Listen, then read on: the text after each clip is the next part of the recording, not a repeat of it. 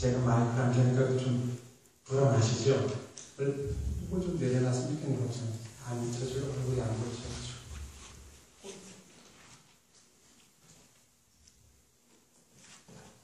그래, 시원해야 얼굴이 보입니다. 잘생기신 선남선녀를 보는 것도 중요하지만 잘생긴 제 모습을 보여드리는 것도 또 하나의 해야 할 모사행이기 때문에 그래서 시원해 잘 보입니다. 여러분들이 가지고 계신 법요지 보면 142페이지에 보게 되면 보현보살 10종 대본이 있습니다. 그거 한번 보시겠습니다.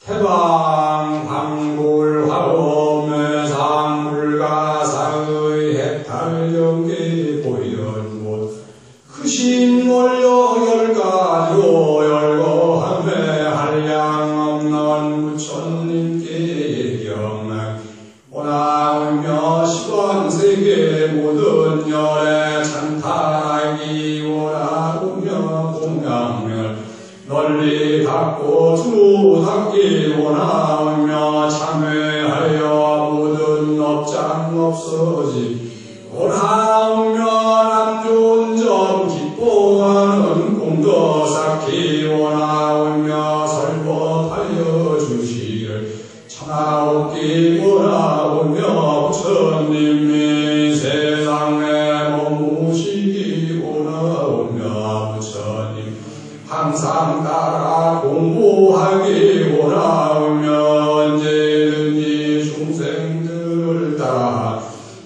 원하오며 지은 공덕 모두 해양하기 원하리이다. 대방광물 화엄경이라고 하는 경전이 있는데 그 대방광물 화엄경 경전이 80권 본이 있고 60권 본이 있고 40권 본이 있습니다. 그런데 그 가운데에서 유독 보현보살의 행원을 갖다가 설명한 입부사의 해탈경계, 입부사의 해탈경계 보현행원품이라는 품 하나 따로 또 있습니다. 너무 보현보살이 화엄경에서 그 담당한 역할이 워낙 크기 때문에 그 보현보살의 엄청난 원력을 뽑아가지고 따로 경전 하나를 더 만들어 놓은 것이 이 대방광물 화엄경 입부사의 해탈경계 보현행원품이라고 하는 아주 긴 이름의 그런 그 품이 있는데 그걸 이렇게 간략하게 얘기하게 되면 10가지 원력을 세웠어요. 이 보현보살이 10가지 원력을 세웠는데 무슨 원력을 세웠냐면 한량없는 부처님께 예경하기 원하오며 부처님이 한 분이 아니고 워낙 많은데 이 우주 내에 있는 티끌수보다도 더 많은데 그렇게 많은 부처님이 계시지만 그 모든 부처님을 하나도 빠뜨리지 아니하고 누락시키지 않고 다 낱낱이 그 모든 부처님에게 예경하기를 원하는 거예요. 그래서 오늘 우리가 1080배 부처님께 예경을 올리는 것도 1080번 우리가 절을 올리지만 1080번 올리는 그 절 가운데에는 한량없는 수많은 그런 부처님께 예경하는 그런 공덕을 함께 지니고 있습니다. 두 번째가 시방세계의 모든 열애를 찬탄하기 원하라고 했는데 역시 시방세계라고 하는 것은 공간적으로 모든 공간에 거쳐서 계시는 그러한 한량없는 열애들을 다 찬탄하는 거예요. 참 거룩하십니다 부처님이시여. 참 성스러우십니다 부처님이시여. 저희들이 정말 마음 다 기울여 귀유할 수 있는 그런 큰 원력을 세우셨으니 열애는 저희들의 찬양할 만도 마땅합니다. 오마이 굿 시대는 거죠. 나의 부처님이시여. 근데 요즘은 오마이 굿을 안 하고 우리 서양 사람들에게 영향을 받아가지고 불교인들도 오마이 갓 그러더라고요. 근데 오마이 갓이 아니라 우리는 오마이 굿 그래야 되겠죠. 정말 한량없는 나의 부처님이시여 라고 해야 되는 거죠. 공양행을 널리 닦고 두루 닦기 원하오며 공양행이라고 하는 것은 이바지할 공자에다가 기회리 양자지요. 이바지한다는 건 뭐냐면은 그에게 음식을 준비해서 올림으로 인해 가지고 육신을 이바지하고 그리고 정신적인 것을 기름으로 해서 양이 되는 겁니다.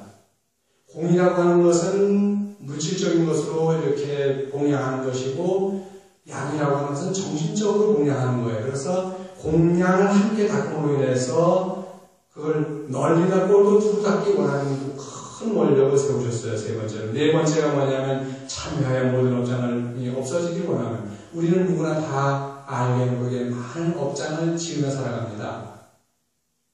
나는 지금까지 살면서 죄를 한 번도 지은 적이 없어 라고 하는 분들이 있다고 한다면 그거는 자기 자신을 아직은 잘 모를 겁니다. 그렇기 때문에 난 정말 내 자신을 돌아봐도 죄 지은 게 하나도 없어라고 한다면 잘못하는 겁니다. 우리는 본의 아니게 엄청난 죄업을 짓습니다. 언어로 짓는 죄업도 크지만 몸으로 짓는 죄업도 크고 마음으로 짓는 죄업도 큰데 그 몸과 언어와 그리고 마음으로 짓는 모든 업장들을 다 참여해서 그런 업장들이 없어지기를 원하는 거예요. 더 중요한 것은 나의 업장만이 아니라 나와 함께 인연 맺은 모든 나의 옆에 사람들, 앞에 사람들, 뒤에 사람들, 앞 사람이라고 하는 먼저 간 사람들, 뒤에 사람이라고 하는 앞으로 태어나 자라고 하는 모든 사람들 다 포함해가지고 그들의 모든 업장들을 다 참여해서 없어지기를 원하는 것이 네 번째의 그런 원력입니다. 다섯 번째는 남 좋은 점 기뻐하는 공덕을 쌓기를 원하면서 수의 공덕이라고 하는데 우리는 남이 좋은 것을 함께 기뻐하는 그런 마음을 잘 안 갖게 됩니다. 그래서 사촌이 땅을 사면 배가 아프다고 그러는데 배만 아픈 게 아니라 머리도 지끈지끈 아프답니다. 배만 아픈 게 아니라 너무 속상하니까. 근데 속상할 게 뭐가 있어요? 남은 다른 거 육촌도 아니고 오촌도 육촌도 아니고 사촌이 땅을 샀으면 우리가 기뻐해야 되잖아요. 그런데도 우리는 그렇게 생각하지 않는다는 거죠. 친형제 간에도 보면은 다투는 거 많지 않습니까? 삼성가를 보게 되면 그 이건희 씨라든가 그 형제들 보면 다투는 거 보면 친형제는 이촌이에요. 친형제는 이촌 갈림에도 불구하고 사촌이 아닌 이촌 갈림에도 불구하고 그 재산을 놓고 서로 싸우는 걸 보게 되면 아 사촌이 땅을 사면 배고 배 아프면 당연하구나 라는 생각이 듭니다. 그게 우리 중생들의 세계인데 적어도 보현보살은 어떠냐면 남 좋은 점을 같이 따라서 기뻐하는 거예요. 정말 저 사람 너무 공덕 많이 짓네. 내가 지금 공덕을 지어주니까 얼마나 좋아. 참 좋다. 기분 좋다. 라고 해서 그 공덕을 쌓아가는데 그것이 남 좋은 점 기뻐하는 공덕이 내가 좋아하는 좋은 일을 해서 기뻐하는 건 똑같은 공덕을 지니고 있다는 공덕의 무게가 부피가 양이 다 똑같다는 거죠. 무게도 부피도 수량도 똑같다는 겁니다. 왜냐하면 내가 꼭 공덕을 짓는 것도 중요하지만 남이 짓는 걸 함께 기뻐하는 것도 똑같다는 그런 얘기를 하고 있습니다. 그리고 부처님께서 오래 부처님께 설법해 주시기를 청하는 겁니다. 부처님께 설법해 주시기를 청하려고 하면 어떻게 되죠? 부처님이 오래오래 머물러 주셔야 되겠죠. 아나다존자가 다문제일이라고 합니다. 다문제일이라고 하는 것은 마늘 다자에다가 들 문자를 써가지고 정말 부처님의 법문을 정말 많이 들은 제자로서는 그 아나다존자를 따라갈 분이 아무도 없습니다. 워낙 많이 들었으니까. 그런데 부처님이 당신의 아들 나오라가 태어나는 걸 보고 나서 출가하셨는데 출가하고 나서 6년 동안 고행 끝에 마침내 대도를 성취하십니다. 그 도를 깨닫는 날 누가 태어났냐? 부처님의 사촌 동생인 아난다가 태어납니다. 이복 동생이라고 합니다. 아난다 존재가 태어나는 거예요. 그러니까 당신의 아들보다도 만 6살이나 적어요. 6살 적은 그 동생이 태어났는데 그 동생인 아난다 존재가 성장해가지고 한 20년쯤 된 다음에 부처님께 출가를 하게 됩니다. 그러면 부처님이 도를 닦고 나서 20년 동안 부처님 법문을 아난다 존재는 듣지 못했어요. 부처님 법문을 듣고 싶어하는 그 마음이 너무너무 간절한데 내가 이제 출가를 했으니까 20년 동안 법문을 어떻게 해야지 난 너무너무 듣고 싶은데 우리는 그래서 늘 얘기를 하지 않습니까? 법문이 있는 곳이라면 아무리 먼 곳이라 하더라도 멀다 생각하지 말고 가서 들으라 그런 말을 하지 않습니까? 요즘은 SNS를 통해 가지고 어마어마하게 많은 정보를, 부처님의 정보를 우리는 들을 수 있습니다. 접할 수 있습니다. 그런데 옛날에는 이런 것이 없다 보니까 직접 가서 들어야 되잖아요. 그러니까 어디서 큰 스님께서 법문하신다면 거기 가서 그 법문을 듣는 거예요. 아무리 먼 곳이라 하더라도 시간만 나면 가서 듣는 거예요. 그런데 이 아난다 존자는 당신이 부처님의 시자가 되어야 되는데 20년 동안 부처님 법문을 못 들었으니까 그게 너무 안타까운 거라. 그래서 부처님께서 너 내한테 와서 출가해라라고 하니까 이 20살쯤 된 이 어린 그 아난다 존자가 그는 어리죠.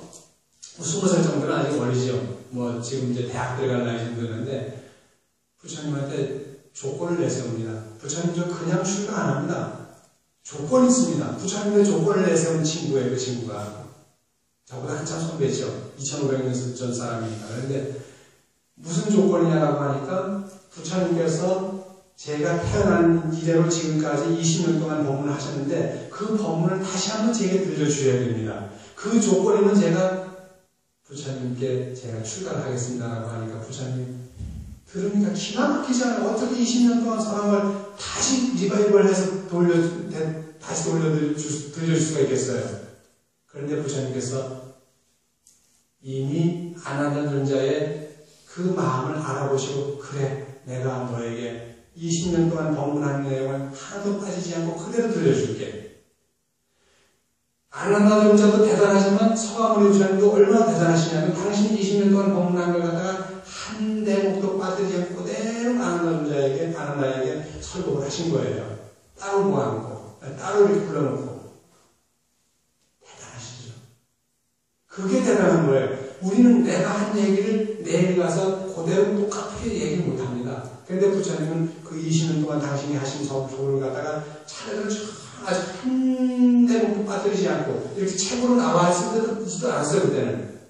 그래를 전체를 그 틈틈이 이렇게 얘기를 다 해주신 거예요. 물론 전체 대중을 위해서 법문하실 수도 있지만 그 전체 대중을 위한 법문은 아난다 존자가 물론 들어요. 그런데 그 사이사이 모든 시간에는 아난다 혼자서 부처님의 법문을 다 듣는 거예요.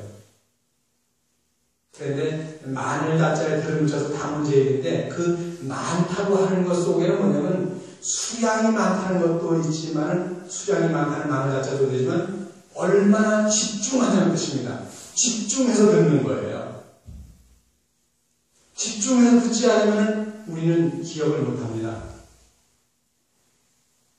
부처님께서 열반하실 때 아난다 존자에게 얘기를 합니다. 아난다야, 내가 이제 앞으로 석 달 뒤면 난 열반에 될 것이다. 그런데 만약 내가 모든 중생을 대신해서 내게 청구를 주세요. 부처님께서 오래오래 이 세상에 머물기를 원하는 그런 청을 나에게 한다고 하면 내가 지금부터 앞으로 7을 더 살 수가 있을 것이다. 근데 아난다 존자가 딴 생각으로 그 말을 못 들은 거예요. 그래서 다시 부처님이 똑같은 얘기를 또 합니다. 이 녀석이 못 들은 걸 알아. 딴 생각하고 있는 걸 알아. 아셨지만 부처님이 또 똑같은 얘기, 아난다야.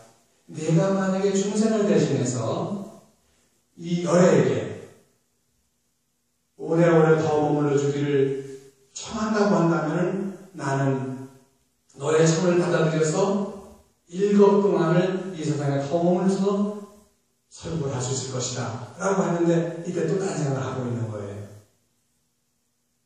3번 똑같은 얘기를 하십니다. 그런데 3번 다 할 때까지 아난다 존자는 딴 생각을 하고 있었는 거예요. 딴 생각을 하고 있으니까 부처님 말씀을 듣지 못한 거예요. 그때 부처님께서 3번을 똑같이 하시고 나서 하시는 말씀이 인연이 그것이 아니구나. 열애는 앞으로 장차 3개월 뒤, 석 달 뒤에 대열반이 들리라고 해서 그 말만 딱 들은 거예요. 마지막 한마디. 열애는 장차 석 달 뒤에 대결반에 되리라. 그 얘기 딱 듣는데 아나선자가 분이 정신이 확 드는 거예요. 아니 부처님 왜 빨리 가십니까? 이런 거예요. 왜 빨리 가십니까? 그때 부처님이 80세였거든요. 우리 이 중생의 나이로 80세였는데 아니 왜 빨리 가십니까?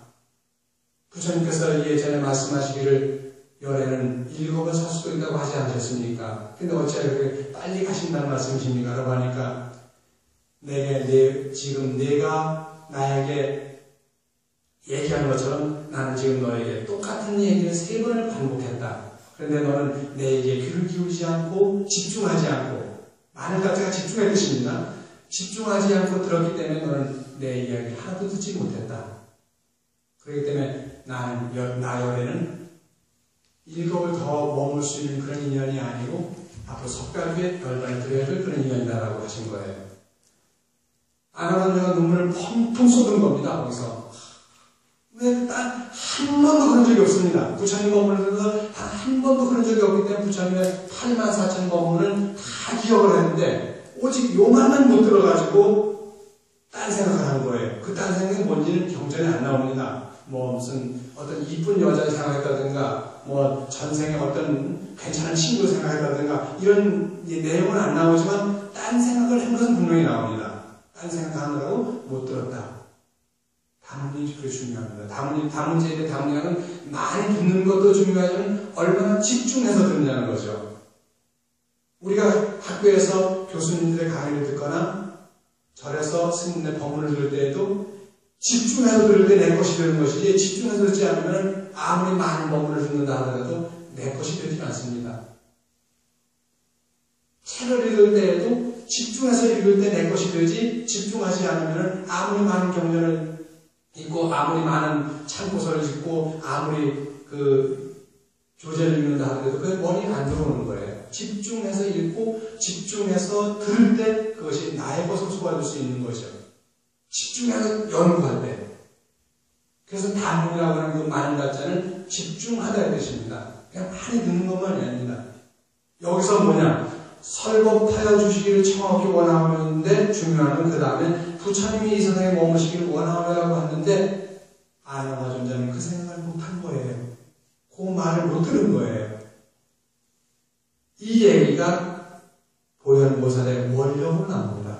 보현보살이 어떤 원력을 세웠냐? 부처님이 이 세상에 머무시기를 원하는 그런 큰 원력을 세운 거예요. 그 다음에 8번째가 부처님을 항상 따라서 공부하기 원하면 우리는 부처님을 따라서 공부를 합니다. 부처님을 따라서 부처님께서 가신 길을 우리는 가는 것이고 부처님께서 닦으신 길을 우리는 닦는 것이고 부처님께서 연구하신 바를 우리는 연구하는 것이고 부처님께서 생각하신 바를 생각하는 겁니다. 부처님께서 말씀하신 바를 얘기하는 거예요. 그렇게 해서 부처님을 따라서 항상 따라서 공부하기 원하며 9번째로 언제든지 중생들을 따라주기 원하며 부처님을 따르는 것도 중요하지만 중생을 따르는 게 얼마나 더 소중하겠어요. 그리고 내가 지은 모든 공덕들을 다 두루두루 회양하는 거예요. 내가 공덕 지었으니까 나만 수용하고 가야지라고 하는 것이 아니라 맨 마지막에 하는 회양이 중요합니다.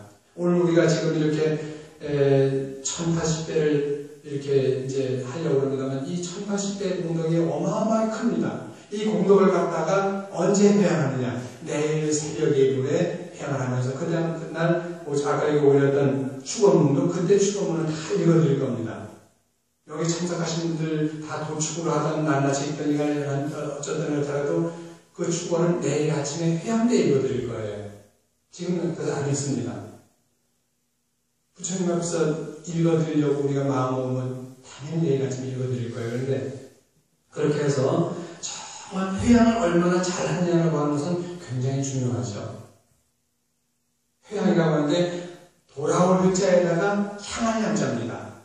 돌아온다고 하는 것은 뭐냐면 내가 앞으로만 나아가는 것이 아니라 그것을 뒤돌려서 내게로 다시 내게로 돌아오지만 또 어디로 돌리죠? 내게로 돌아온 것을 다시 돌려서 뒤돌려서 어디로? 옆으로, 뒤로, 위로, 아래로 모든 중생들에게 함께 다 돌려서 향하게 하는 거예요. 그래서 회양이라고 하는 것은 그런 큰 의미를 가지고 있는데 지은 공덕들을 두루 모두에게 회양하기를 원하는 그런 10가지 원력을 보현보선을 크게 세우셨는데 이 10가지 원력을 우리가 생각하면서 화명의 사상이 이렇게 광범위하고 장엄하다고 하는 걸 우리가 생각할 수가 있습니다.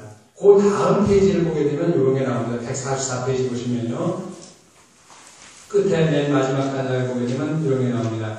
거룩하신 부처님께 두 손 모아 마음 모아 예배하는 공덕으로 10가지를 열거하며 첫째로는 요색신을 획득하는 공덕이고 둘째로는 내는 말을 남이 믿는 공덕이고 셋째로는 대중 속에 공포 없는 공덕이고 넷째로는 부처님이 호념하는 공덕이고 다섯째는 큰 유의를 모두 갖춘 공덕이고 여섯째는 많은 사람 친근하는 공덕이고 일곱째는 모든 하나님 예경하는 공덕이고 여덟째는 큰 복덕을 모두 갖춘 공덕이고 아홉째는 명 마친 뒤 왕생하는 공덕이고 열째로는 속히 열만 증득하는 공덕이라고 해서 10가지 공덕을 얘기를 하고 있는데 요 10가지 공덕 불전 예배 10종 공덕은 우리나라의 불교에서는 잘 안 알려져 있습니다. 중국 불교계에는 이게 많이 알려져 있는데 우리나라 불교계에는 어떤 공덕이 많이 알려져 있고 그 앞에 나오는 고성명불 10종 공덕은 많이 알려져 있어요. 염불 많이 하라. 우리는 염불 많이 하라는 얘기는 늘 합니다. 그러니까 어떤 A라고 하는 신도님이 오셔도 염불 많이 하세요. B라고 하는 신도님이 오셔도 염불 많이 하세요. C라고 하는 신도님이 오시더라도 관세음보살 많이 부르세요. D라고 하는 신도님이 오시더라도 신묘장로대사님 많이 오세요. 그러면 그 염불하는 공덕을 얘기를 하시는데 절하는 공덕을 얘기하지는 않습니다. 우리나라 불교에서는요. 그런데 중국 불교계 타이완까지 포함해서 중국 불교계에서는 앞에 염불 공덕 10가지도 얘기하지만 고성명불 10종 공덕도 얘기하지만 불전 예배 10종 공덕도 항상 얘기합니다. 보십시오.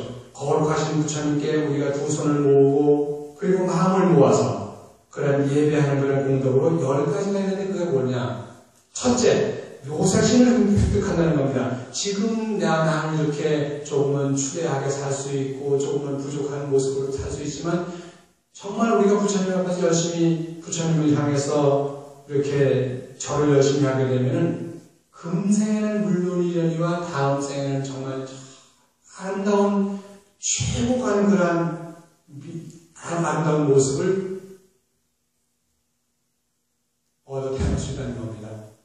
우리나라에서 제일 예쁜 사람이 누군지 모르지만 전 세계적으로 가장 예쁜 사람이 누군지 모르지만 우리나라에서 가장 멋지게 생긴 사람이 누군지 모르지만 전 세계에서 가장 멋지게 생긴 사람이 누군지 모르지만 그 멋지고 아름다움 속에서 가장 멋지고 아름다운 건 누구냐? 바로 부처님이시거든요. 부처님은 30에서 80종을 갖추셨으니까 우리가 외모가 뭐가 중요하다라고 하죠? 외모가 엄청 중요합니다. 엄청 중요합니다. 이 문제는요. 여러분 제가 병원에 있으면서 느낀 게 뭐냐면 마음은 우리가 나는 건강하고 싶어 하고는 건강할 수 있어요. 속상해. 마음 하나 돌리면 속상한 거를 풀어볼 수 있습니다. 난 불행해 라고 하는 걸 행복, 긍정하는 마음 돌리면 됩니다. 그런데 내가 만약에 병 들었어요. 교통사고를 당했든지 뭘로 했든지 간에 병이 들어서 깊은 병이 들었는데 이거 한 생각보다 이 병 든 걸 고칠 수 있을까? 생각으로 병이 안 고쳐집니다. 경추를 다쳐가지고 하반신을 다 못 쓰는 사람이 나 한 생각으로 모든 걸 마음 먹게 되었으니까 한 생각으로 내 몸 다 고쳐야지 거기서 몸이 다 낫는 것이 아닙니다. 70, 80 되신 그런 할아버지 할머니들이 나 정말 젊은 시절에 그 마음으로 돌아가고 싶어 마음으로 돌아가는 건 쉽습니다. 그러나 나 20대의 젊은 몸을 갖고 싶어라고 해서 20대 젊은 몸으로 우리는 돌아가지 않습니다. 마음은 돌아갈 수 있을지 몰라도 몸은 안 돌아갑니다. 그만큼 몸의 세계는 마음의 세계보다 우선한다는 겁니다. 그런데 우리는 늘 마음만을 얘기하죠. 마음이 중요하지 않은 것은 아니는데 마음 못지않게 몸이 중요하다는 겁니다. 무엇으로 예배를 합니까? 부처님께 몸으로 예배를 합니다. 몸으로 예배를 하니까 첫째 무슨 공덕이? 몸이 아름다워지는 공덕, 몸이 건강한 공덕, 몸이 멋져지는 공덕, 우리의 행동이 정말 멋져지는 공덕이에요. 우리 그 사람이 참 멋지다. 저 남자 참 멋지다라고 할 때 그 사람이 잘생겨서 멋지긴 하지만 뭐가 멋지는 거죠? 그 사람 마음 씀씀이가 그리고 행동하는 것이 쓰는 언어가 너무 멋진 거예요. 그러면 멋진 거예요. 두 번째가 그 사람이 하는 말이 예배를 열심히 하는, 주님께 예배 열심히 하는데 역시 언어가 중요합니다. 마음의 세계가 아닙니다. 몸의 세계, 그 다음 두 번째가 언어입니다. 언어로서 그 사람이 내는 말을, 내가 내는 말을, 내가 내뱉는 말을 남이 믿어주는 거예요. 정말 열심히 잘해보세요. 그러면 내가 하는 말을 남이 믿어주는 겁니다. 내는 말이라고 하는 말은 내가 내어놓는 말은 남이 믿는 공덕이고, 셋째로는 대중 속에 공포 없는 공덕인데, 전 정말 어렸을 때 이렇게 절에 들어가서 보면 내가 남 앞에 서면 두려워서 대중 공포증이 있어가지고 이게 덜덜덜 떨려요. 말 한마디 하면 이게 안 나오는 거예요. 그런데 부처님께 절 많이 하고 공부 열심히 하다 보니까 지금은 안 떨리더라고요. 사람이 많으면 많을수록 얘기를 더 잘해요, 저는요. 근데 이렇게 단둘이 앉으면 말이 막힐 때가 많은데, 헛이 있을 때는 말을 잘해요. 넷째, 부처님이 호념하십니다. 내가 부처님께 열심히 예배를 하게 되면 부처님이 나를 호념해 주는 거예요. 호념이라는 게 뭐죠? 잘 보호해주고 염려해 주시는 겁니다. 보호한다고 하는 것은 우리의 몸을 보호하는 것이고, 염려한다고 하는 것은 우리의 생각까지도 염려해 주시는 거예요. 다섯째, 큰 위를 모두가 주는 겁니다. 정말 절을 열심히 많이 한 사람들을 보게 되면요, 보이지 않게 멋진 모습이 드러납니다. 여러분들 나이 많은 할아버지나 이런 아직 분들이 정말 우리가 노신사라고 부르는 분들이 있잖아요. 그분들은 내면의 세계가 꽉 차 있습니다. 교만을 차 있는 것이 아니라 풍부한 철학으로 꽉 차 있습니다. 지식만이 차 있는 것이 아니라 지혜가 차 있습니다. 정말 그분이 갖고 있는 것은 멋진 것이에요. 참 멋진 것을 꽉 차 있을 때 그를 노신사라고 얘기하거든요. 그렇게 큰 유의라고 하는 것은 내면의 공덕이 가득 차 있을 때 그걸 우리는 노신사라고 할 수 있죠. 여섯째는 많은 사람들이 친근히 다가오는 거예요. 나이 들어보세요. 가까이 안 옵니다. 그런데 정말 멋지신 분들 보게 되면 나이 많은 분, 젊은 사람들이 다가와서 함께 하려고 그러는 거예요. 부처님이 연세가 80이 되셨는데도 우리 수영이처럼 이렇게 어린 나이에서부터 시작해서 젊은이들까지 다 부처님을 줄줄이 따랐어요. 왜? 부처님은 나이가 드셨지만 그 생각만큼은, 그의 행동만큼은, 그의 언어만큼은 항상 젊은이들과 항상 함께 할 수 있는 언어를 쓰셨고, 함께 할 수 있는 행동을 하셨고, 함께 할 수 있는 마음을 내셨기 때문에 젊은이들도 어린이들도 함께 했다는 거죠. 일곱째는 우리 인간만이 아니라 모든 하늘들이 얘기하는 공덕을, 하늘조차도 부처님을 얘기하는 거예요. 부처님만 얘기하느냐, 우리가 열심히 부처님께 얘기하면 하늘조차도 우리를 얘기합니다. 하늘이 우리를 얘기합니다. 하나님이 우리를 얘기하는 거예요. 유일신이라고 얘기하지 않습니다만 어쨌든 하늘에 있는 신들이 우리를 얘기하는 거예요. 여덟째는 큰 복덕을 모두 갖춥니다. 아홉째, 내 생명이 다 끝난 다음에 어디 가냐? 왕생문화합니다. 그리고 열째 뭐냐? 속히 열반이라는 게 죽음을 의미하는 의미가 아니라 완벽한 깨달음을 얻어서 마음속의 모든 번뇌가 사라져가는 상태를 갖다가 열반이라는 게 그걸 증득하는 갖다가 열반이라고 합니다. 그래서 이와 같이 10가지 공덕을 두루 갖추게 되는데, 오늘 우리가 열심히 1080배를 하면서 그런 공덕을 여러분 함께 쌓아가게 될 것입니다. 끝으로 오늘 이러한 자리를 마련하게 된 그 계기는 우리 도업 김희춘 권사님이 잠깐만 일어나 보실래요? 제가 페이스북에서 만난 분인데 정말 그 신심도 장하시고 추진력 있으셔서 이렇게 오늘 이 모임을 처음에 발의를 하신 거예요. 그래가지고 페이스북에서 이미 이분이 우리 3월 19일 만나자 이렇게 그러니까 내가 가만히 있을 수 없잖아요. 그래서 여러분들에게 이렇게 공지를 하게 된 것인데 박수 한번 보내주십시오. 그리고 함께 하신 모든 부자님들에게 오늘의 이 공동이 정말 함께 하시기를 간절히 그리고 또 간절히 기도드립니다. 선물하십시오. 그리고 이제 1080배를 할 때 우리 법사님께서 죽비를 쳐주실 겁니다. 그래서 하는데 처음에는 360배까지 할 겁니다. 두 번째도 360배까지 하면 그러면 720배가 되고 나머지 360배는 나눠서 180배, 180배 이렇게 할 겁니다. 그러면 힘 들이지 않고 할 수 있거든요.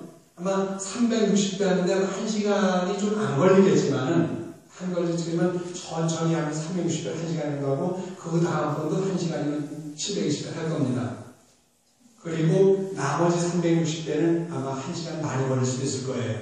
그렇게 해서 하는데 360배 하고 나서 너무 많이 쉬면 그 다음에 못합니다. 제가 늘 경험하지만 많이 쉬면 못해요. 10분만 딱 쉬고 바로 이어서 할 겁니다. 그리고 720배 끝나고 나서 또 10분 쉬고 그 다음에 180배 크고 나서 또 10분 쉬고 그리고 나머지 하게 돼요. 그리고 1080배가 끝나고 나게 되면 나머지 시간을 우리가 함께 참선하면서 함께 우리가 이렇게 이야기 함께 법담을 나누는 그런 시간으로 갖도록 하겠습니다. 선물하시죠.